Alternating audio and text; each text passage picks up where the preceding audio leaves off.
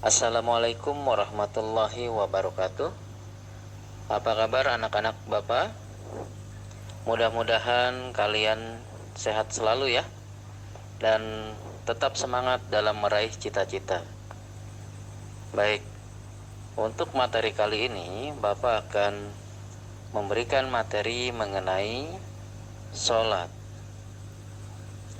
Dalam materi kali ini Bapak akan menjelaskan apa itu arti sholat, lalu rukun sholat, syarat sahnya sholat, dan hal-hal yang bisa membatalkan sholat. Pengertian sholat. Sholat menurut bahasa artinya adalah doa. Sedangkan menurut istilah, sholat adalah ibadah yang tersusun dari beberapa perkataan, perbuatan yang dimulai dengan takbir dan diakhiri dengan salam, serta memenuhi syarat yang sudah ditentukan. Sholat ini hukumnya wajib bagi orang Islam atau bagi setiap muslim, karena Allah berfirman dalam surat Al-Ankabut ayat 45 yang artinya, dan dirikanlah sholat, sesungguhnya sholat itu mencegah perbuatan-perbuatan keji dan mungkar. Lalu ada beberapa syarat wajibnya sholat. Yang pertama adalah Islam, artinya sholat wajib dilakukan atau sholat wajib dilaksanakan bagi setiap orang yang beragama Islam. Berarti orang yang di luar agama Islam itu tidak wajib sholat. Semisal orang Nasrani, orang Buddha, Hindu, dan lain sebagainya, agama-agama di luar Islam itu tidak wajib sholat. Lalu setelah Islam adalah berakal. Artinya apa? Artinya jika orang berakal berarti dia tidak gila, berarti dia sadar atau waras. Maka orang yang berakal itu wajib sholat. Jika tidak sholat mendapatkan dosa. Lalu setelah itu suci dari haid dan nifas ya. Untuk suci dari haid dan nifas ini terutama untuk perempuan. Maksudnya adalah ketika perempuan yang sedang haid itu tidak wajib untuk sholat, atau ketika perempuan yang sedang mengalami nifas, biasanya ibu-ibu yang setelah melahirkan itu tidak wajib sholat.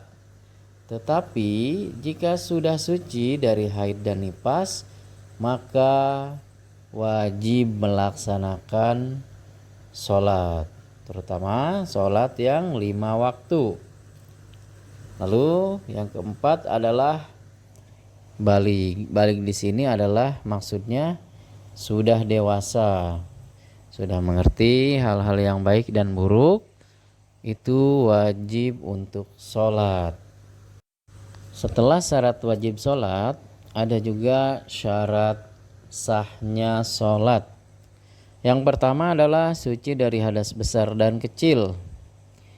Artinya kita tidak sedang memiliki hadas besar ataupun hadas kecil. Yang kedua, suci badan, pakaian, dan tempat dari najis. Jika badan kita terdapat najis atau di tubuh kita, di kulit kita terdapat najis, pakaian kita terdapat najis, dan tempat kita juga untuk sholat itu ada najis, semisal ya ada air kencing ataupun ada kotoran yang menempel yang memang itu berupa najis, maka sholatnya adalah tidak sah. Lalu yang ketiga, menutup aurat. Maksudnya di sini adalah untuk laki-laki auratnya itu ketika sholat harus ditutup dari mulai pusar ya sampai lutut, itu untuk laki-laki. Untuk perempuan auratnya dari ujung rambut sampai ujung kaki. Lalu yang keempat, sudah masuknya waktu sholat. Maksudnya, jika sholat zuhur tapi dilaksanakan ketika subuh itu tidak sah, artinya harus masuk waktu zuhur dulu. Yang terakhir, yang kelima, menghadap kiblat. Ya, sholat dilaksanakan agar sah adalah dengan cara menghadap kiblat. Selain syarat wajib dan syarat sahnya sholat, ada juga rukun sholat. Yang pertama, rukun sholat itu adalah niat. Artinya niat itu boleh dilafalkan di dalam mulut kita oleh lisan kita, boleh juga di dalam hati. Lalu berdiri ya jika mampu. Jika tidak mampu boleh tidak berdiri, tapi jika mampu diharuskan untuk berdiri. Setelah itu takbiratul ihram, lalu membaca surat Al-Fatihah. Setelah baca surat Al-Fatihah adalah ruku. Lalu yang keenam, untuk rukun sholat i'tidal, sujud, duduk di antara dua sujud, duduk akhir, lalu membaca tasyahud akhir. Setelah itu bersolawat, diakhiri dengan salam dan tertib. Ya, itulah beberapa dari rukun sholat.